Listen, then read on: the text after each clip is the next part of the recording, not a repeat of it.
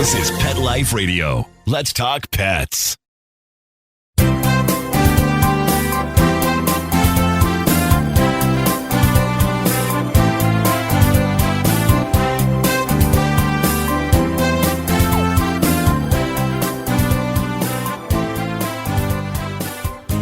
And welcome.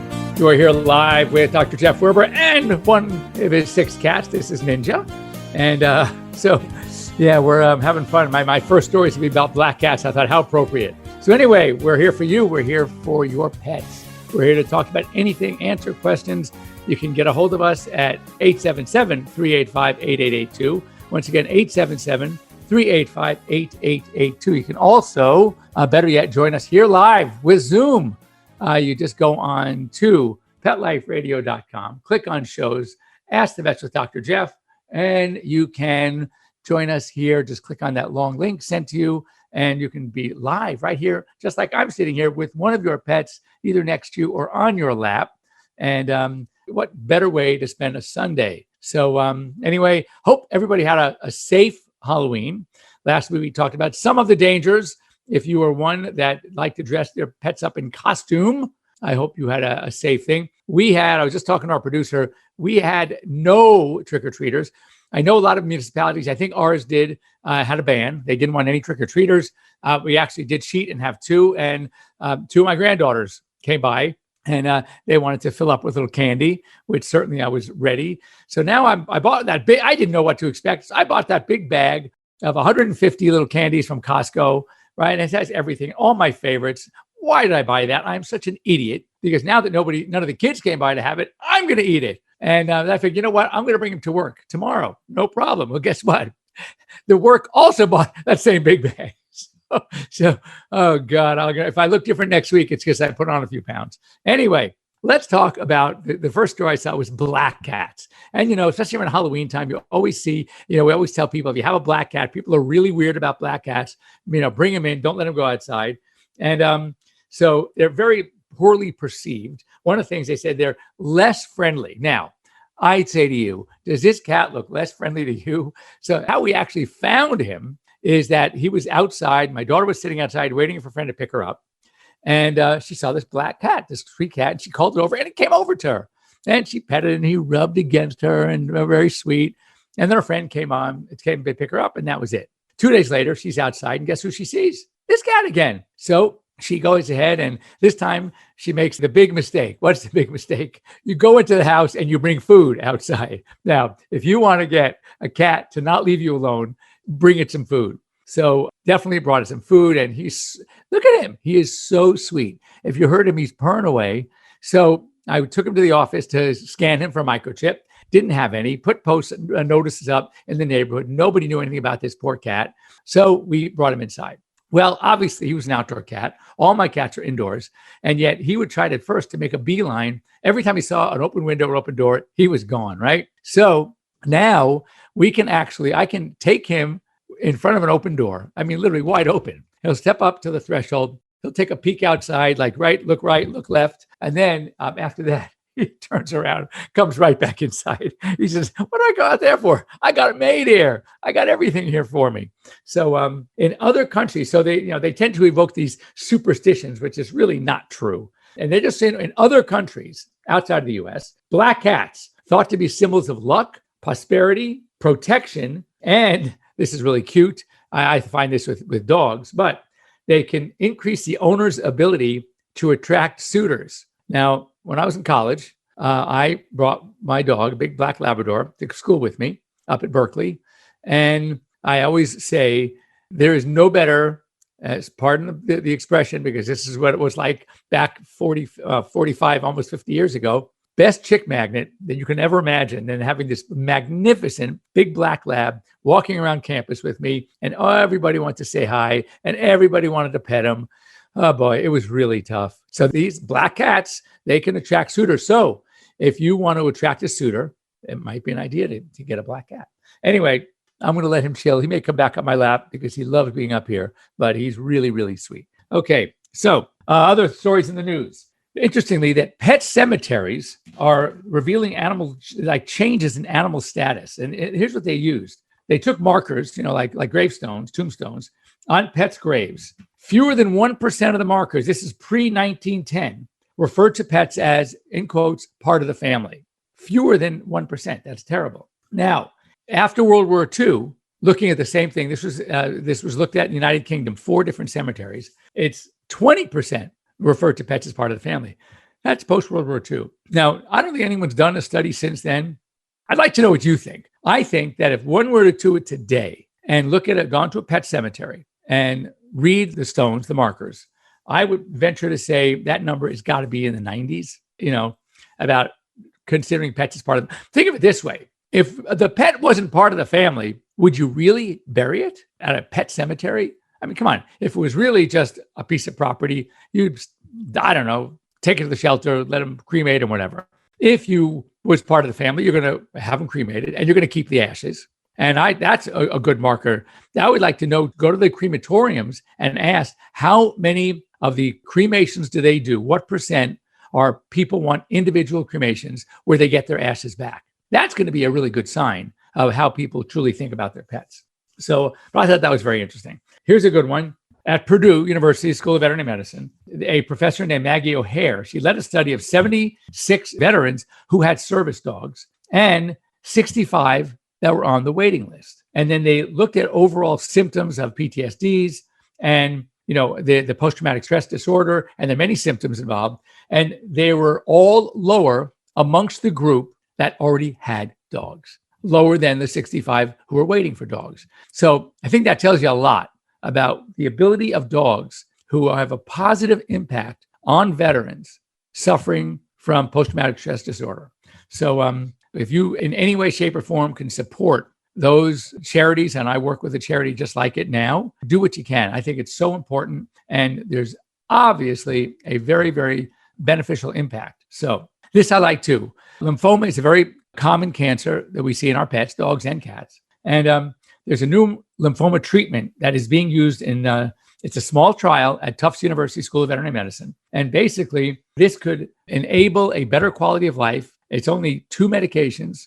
They could be oral. And they found so far the early results are very promising, that so much so that not only could it benefit our canine patients, but possibly people too. Because as you know, a lot of oncology, we use the same drugs. Protocols might be a little different, but it's the same medications. Philosophies of treatment are a bit different because our pets don't live as long as we would like. You get a pet, a big dog, cancer, maybe he's going to live to 13, 14. So our goal in treating cancer in veterinary medicine is more about quality of life. Whereas on the human side, the goal is to kill off the cancer. So the amounts and the protocols of the drugs that they use are much more aggressive. So much so that, as you know, I'm sure you know some people that have gone through chemotherapy, it makes them very sick. But the goal is they want to kill off the cancer immediately, or as much treatment as it takes to do so then they can have their long life. In dogs, we know their lives are so shortened anyway that we're less aggressive. The goal really is to curb the cancer, slow it down, maybe eradicate it, but not to the point of hurting the animal to do so, because we don't see the long-term benefit, because there is no long-term benefit when it comes to pets. So anyway, again, that's I think really good news. And it's also, speaking of military veterans, there's now, again, as you know, dogs are used in the military a lot. They're also used in police work. They're used in, obviously, drugs, airports. So bomb sniffing, they're amazing, really, what it boils down to. But in the Army, when they now have what's called a walking blood bank, now what they're doing is every single dog in the Army, all right, is blood typed, and make sure that wherever they are, there will be enough blood for transfusion should they become sick or injured in the line of duty. So instead of having to transport them and wait and blood type them, all that information is there in advance. So the Army is prepared, and the Army Veterinary Corps are prepared to work on these dogs immediately. I think there are 2 issues here. Number one is to help those dogs. But I think as importantly is the value that the U.S. military sees in these dogs, that they are willing to go out of their way to make sure that these animals can easily be treated and hopefully saved. I think says a lot for the view that not only we, of course, as pet lovers, but even the military, even police forces have about their pets. They really are part of the military. They are part of the police force. And I think their position is magical. This is something that we've talked about before. It frustrates me. It saddens me. I would say that's a better word than frustrates, because in my era, in my day, we never had this problem. Or if we did, it wasn't publicly presented.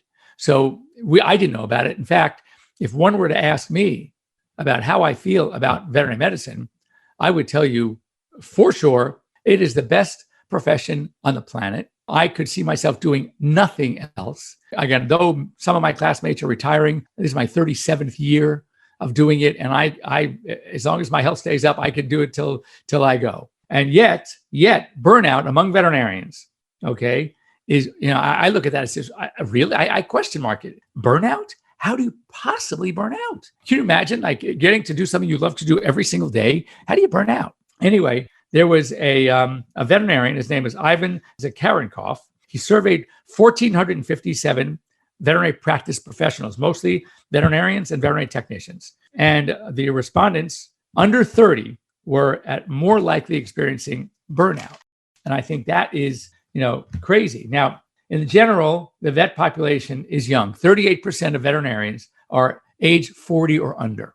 And why? Why the burnout? What is the issues? What are they experiencing nowadays that we never did? And I look at it, and it's a difference of perspective, I guess, because long hours. Well, I was working 7 days a week, so long hours never bothered me. Ethical and moral challenges. We know going in, there are going to be some. I've been on both sides, and you deal with it. You're going to have to make some tough decisions sometimes. I did something once that I'll never do again. I learned from it. Did it make me so depressed that I would even consider burnout or even suicide? By now, veterinary medicine actually took over the number one spot from dentistry as the medical professionals that are most likely to commit suicide, which, again, it really does. We've talked about this before on the show. It blows my mind. I don't even see it. I don't see how it's possible. And so I think that it's all about expectation. These young people are coming in thinking that this is going to be it's all so easy. It's all so much fun. It's about, you get to play with dogs all day. You get to play with cats all day. You get to hug your horses. Yeah, that's true. But that you're going to have trouble. You're going to have some flubs. That animals are going to die on the table. That these things are going to happen, and you do your best. And if you do your best, then, don't question. And it happens to everybody. So, and some things beyond your control, it just happens and you deal with it. So bullying, that's something a lot of them can't take. Now we have the internet. Back then we didn't have the internet, but it does happen. There are certain people out there that are very obnoxious, and that's life. And they are. So when someone bullies, you have to fight back, bully back, or just ignore it. But don't let it get to you. If you don't have thick skin, then that might be a problem. Bullying. So, and also there's, the online obviously contributes to the bullying. I know personally of a story of a young veterinarian that did take her life, subject of a very, very obnoxious rescue group. I'm sure none of you have ever encountered obnoxious rescue people. I'm being very facetious. And, it's just part of the game. And they were very, very mean with her, and she couldn't handle it. I think back, I hear the story, and I would have been so opposite of her response to make the rescue group look like the idiots that they were. And it's very sad. I know a few stories actually where if these young doctors had been counseled, had been advised how to handle the situation, they would have come out way on top, smelling like a rose, and they would have lines out the door waiting to see them. Instead, she let it get to her. She didn't think she had a new practice. It's very difficult nowadays, especially. And again, in all fairness, my student debt when I graduated vet school was zero. I paid $500 a quarter, $1,500 a year, $6,000 tuition for my 4 combined years at UC Davis, number one vet school in the country. But now it's in the thousands and thousands. And the average student debt, I think, is something like $225,000. And it takes a while to pay that back. And I get it. But I don't know. It saddens me to think that burnout is an issue. And the way I look at it, if you burned out, you did something wrong. You didn't identify what you love about your job. And more importantly, what you didn't love or don't love about your job. And the beauty is that in veterinary medicine, because there is so many things to do, so many different avenues to take, switch or delegate. That's what I always say. If you don't like doing something, delegate. Find an associate who does like doing it and let them do it. And then you get stuck only doing that which you love. I mean, I had an associate who had severe arthritis, rheumatoid arthritis, since she was in high school. She didn't do well, she didn't like surgery. Guess what? I love surgery. I used to send her my medicine cases, and she was amazing. And she would give me her surgery cases. It was fantastic. So I think, for anyone out there who's young, veterinarian, hopeful, who really, this is where they want to go. Trust me, I've wanted to do it ever since I was 5. Just know it's not all roses. There are going to be tough days. There are going to be things that you're going to be challenged by. There are going to be people that are going to challenge you, people that are going to just upset you. You just can't let it get you. That's part of the goal. It's their problem, not your problem. Don't let it get you. Veterinary medicine is the best profession on the planet. If you are an animal lover, if you like medicine, there's nothing better. And I don't even like medicine that much, science that much. I wasn't even that good at science. Obviously, I did very well in vet school, but it wasn't like my joy. I just, oh my God, I want to go to vet school because I want to be a medical doctor. No, I did it because the passion for the animals, and everything else just fell into place. Anyway, don't go away, but we're right back after these short messages. We're going to talk about another thing that happens all the time, and it is becoming very, very, very misunderstood, and I'm getting to bother me, and that is vaccines. We need to review vaccines, vaccine protocols, because there are too many of you out there that are being misled, and I'm going to set the record straight for you. Don't go away.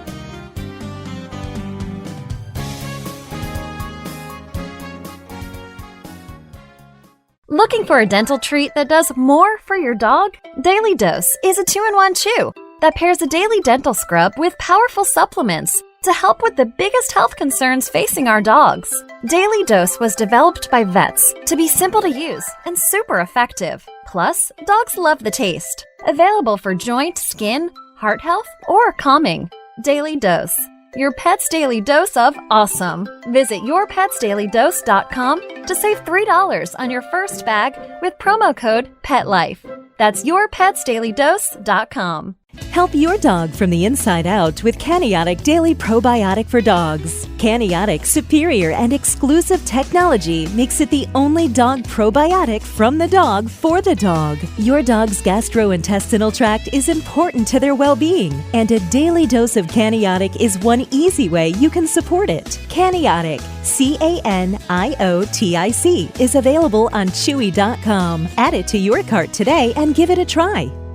Are you listening to this right now with a cell phone clenched between your teeth as you frantically flip pages on your paper calendars? Or are you a new breed of groomer, bred for speed and efficiency of movement? 123 Pet software automates your communications, doing the reminding, confirming, thanking, and marketing for you. 123 Pet centralizes your schedule, employees, clients, inventory, and more. 123 Pet is the business management software you need. Start minding your business today. Visit 123petsoftware.com. Pork Chop, his coat is very thick. He's an Akita, German Shepherd, Lab, Husky mix. Harold, the Border Collie Pit mix, has the most beautiful jet black coat. Stuart, my rat terrier, has fur now where he never had it before. DINOVITE.com. Dinovite will give them a beautiful, lustrous coat. It will make you smile. You get some Dinovite, how happy your dog will be. DINOVITE.com. Let's talk pets Let's talk pets on Pet Life Radio. Pet Life Radio. PetLifeRadio.com.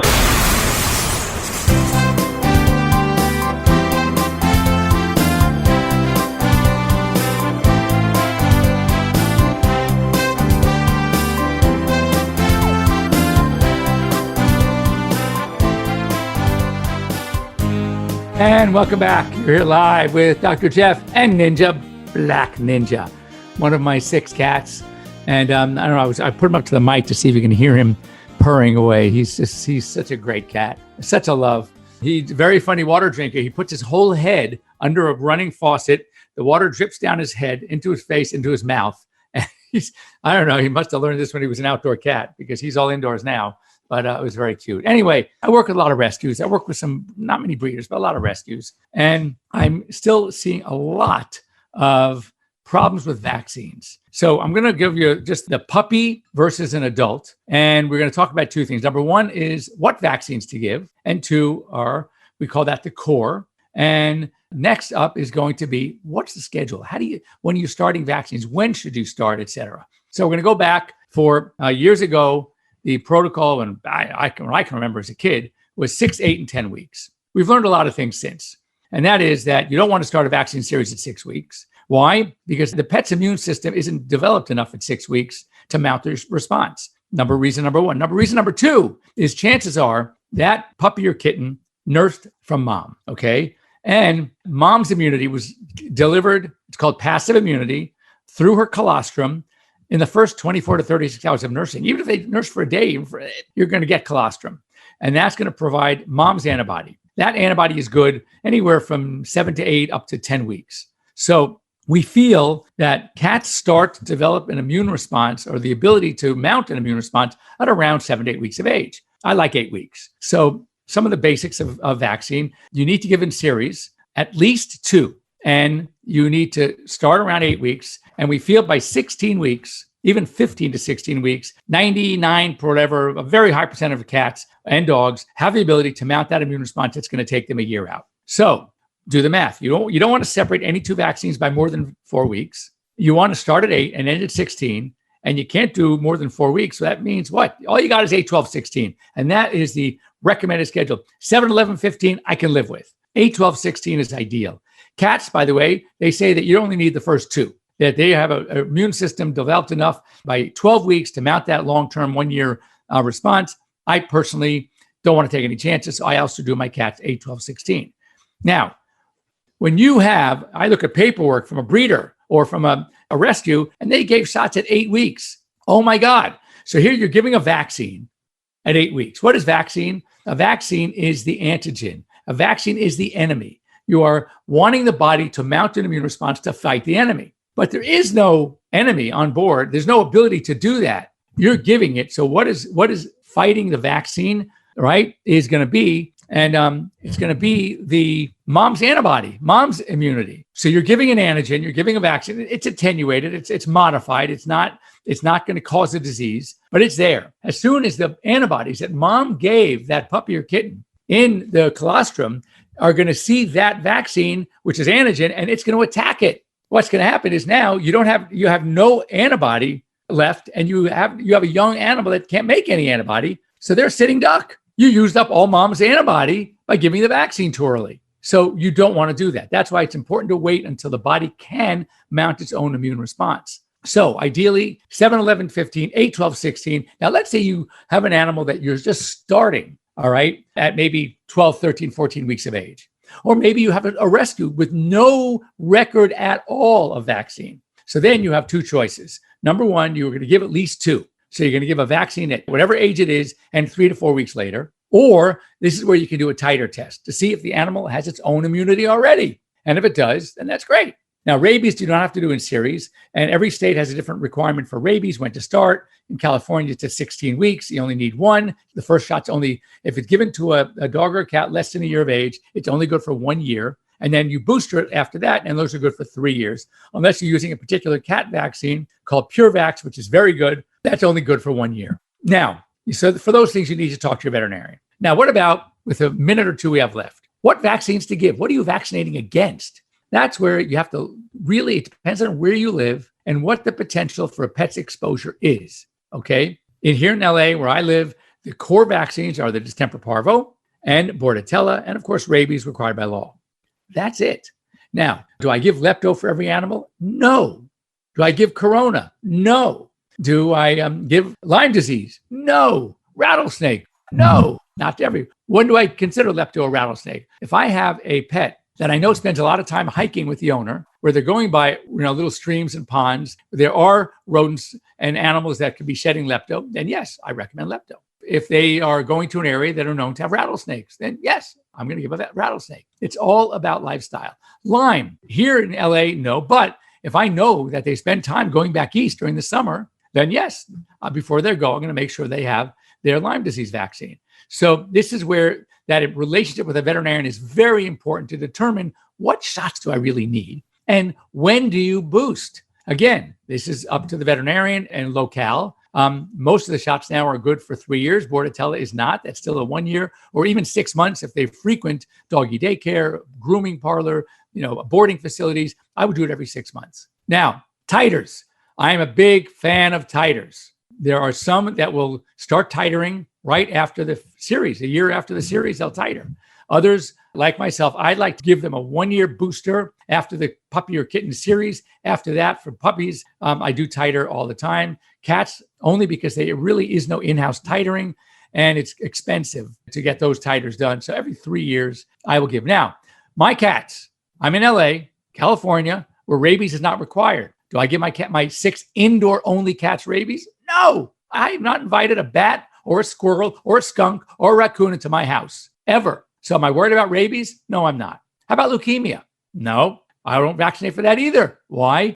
Because I'm worried about 2 things. Number one is feline vaccine-induced sarcoma from getting vaccines. And it seems like leukemia, it does happen. And they're not going to get leukemia because they're indoor only. They're not mingling, spending long-term with a leukemia-positive cat. So why am I going to give them a leukemia shot? So again, it's all about potential for contagion. It's all about the likelihood of a virus and also the effects. That's why I don't give corona. What is corona for a dog? Coronavirus for a dog is an intestinal virus. It's kind of like a 24-hour stomach flu. It's not like our coronavirus. It's a 24-hour stomach flu. They get over it. Do I want to waste a vaccine and tax the immune system and worry about the adjuvant and the preservatives when dogs get reactions? That's what they're reacting to. For a vaccine they don't even really need. I'd rather have, if they're going to get a 24-hour stomach flu and get diarrhea for a day, let them get diarrhea for the day. They take care of it themselves. So anyway, I highly recommend do some homework, do some reading, talk to your veterinarian. And with breeders, trust me, I've tried so many times